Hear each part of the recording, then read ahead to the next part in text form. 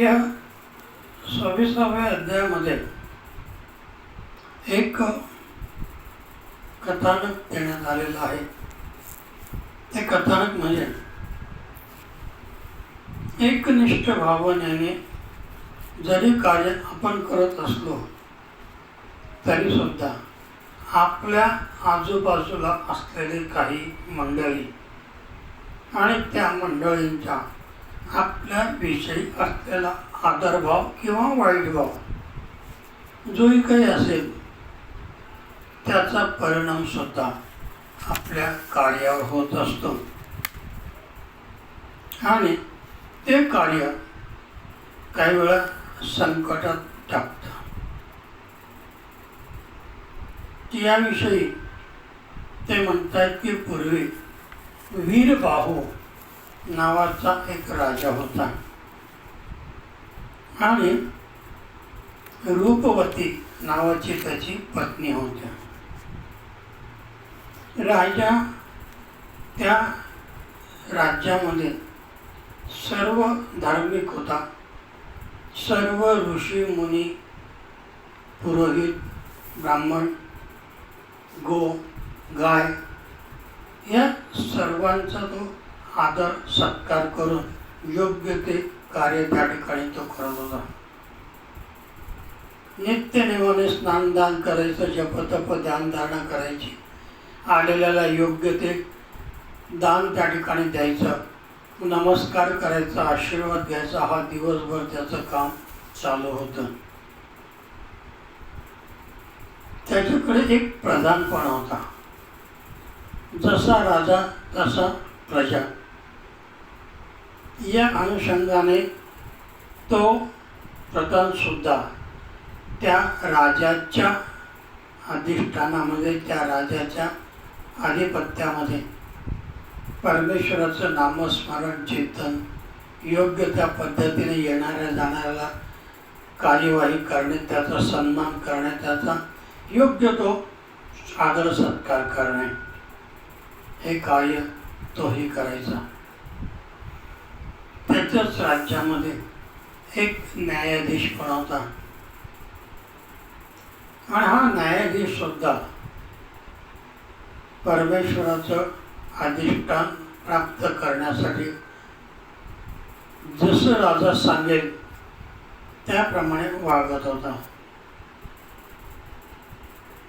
त्यामुळे त्या संपूर्ण राज्यामध्ये अत्यंत शांतता, सुलभता आणि योग्य त्या पद्धतीने समाजाची रचना होती. कोणालाही कुठल्याही प्रकारे त्रास नव्हता, कोणालाही कुठल्याही प्रकारे अडचण नव्हती, कोणी कोणाच्या विषयी समज गैरसमज काही नव्हता. धर्मशास्त्रीय पद्धतीप्रमाणे नारायणाच्या आशीर्वादाने त्या राज्याची धुरा व्यवस्थितपणे चालू होती. पण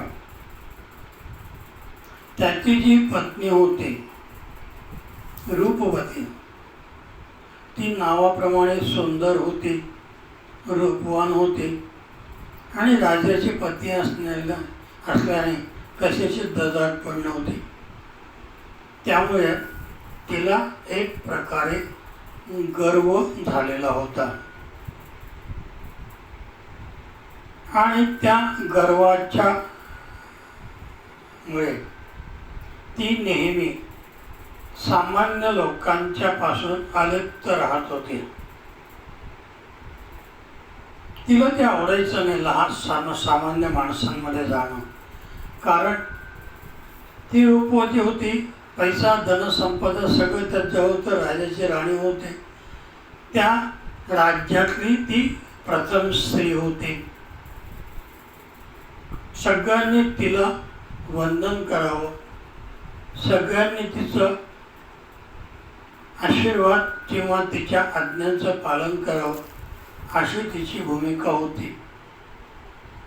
आणि त्यामुळे ती नेहमी स्वतःच्या अधिष्ठानामध्ये राहायची. एकदा त्या प्रधानाची पत्नी त्या राणीला भेटायला आले आणि राणीला म्हणाली की महाराज या आपल्या राज्यामध्ये सर्व प्रकारच्या देवदेवतांचं वंदन करतात, त्यांचं यथोचितपणे पूजन अर्चन ध्यान धारणा करतात, आशीर्वाद परमेश्वराच्या सोबत साधू संतांचेही मिळतात आणि त्यामुळे आपल्या राज्याला एक प्रकारे भरभराटी आलेली आहे आणि अतिशय शांततेने हे कार्य चालू आहे. तिचे ते शब्द ऐकल्यानंतर तिचा थोडासा गर्व जागृत झाला.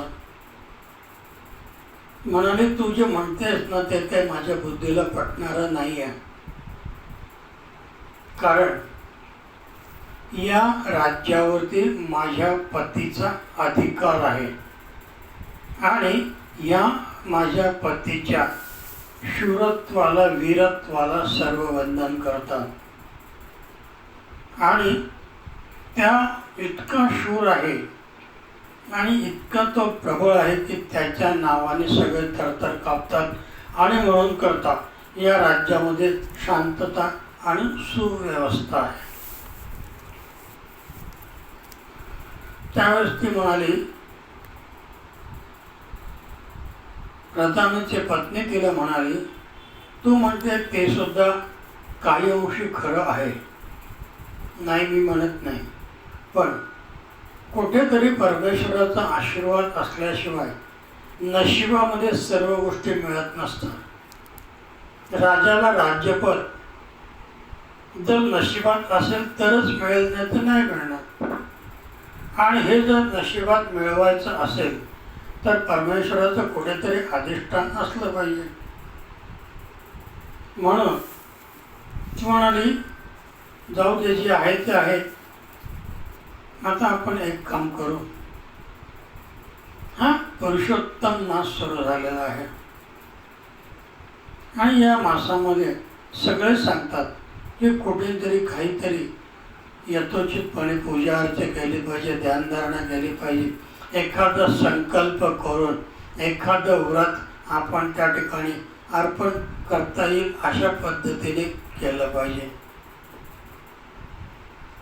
तर तू पण कर, मी पण करते आणि अजून ज्यांना सांगता येईल त्यांच्याकडनं आपण करून घेऊ.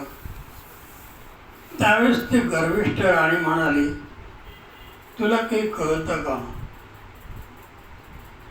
हे व्रत जप तप ध्यान धारणा यज्ञ यागादी कर्मकांड कोणाला करावे लागतात?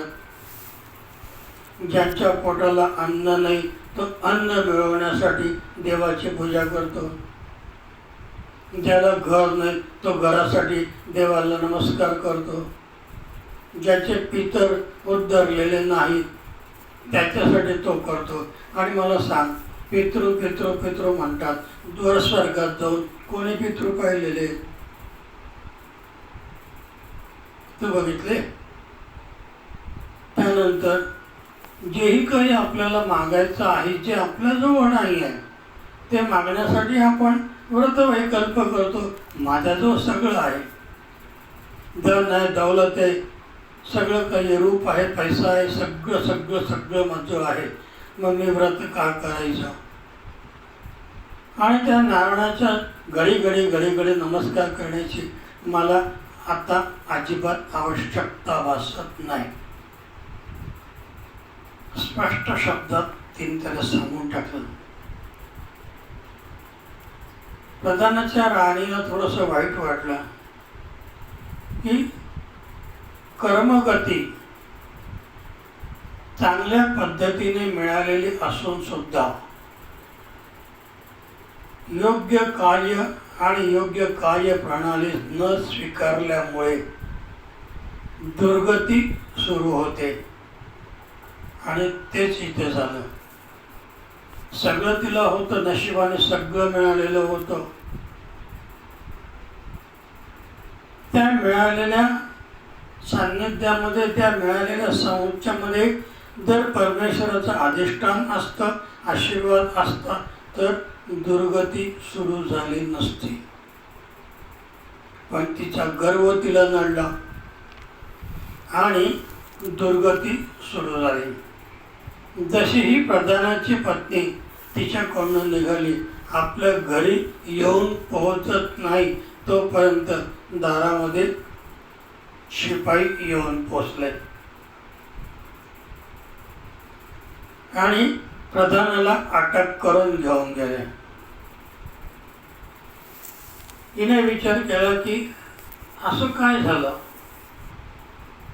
तर ती परत महालात गेली आणि राणीला विचारलं. त्यावेळेस राणीने तिला सांगितलं की तू जे हे व्रत व्रत व्रत व्रत करून गेली ना, त्या व्रताच्या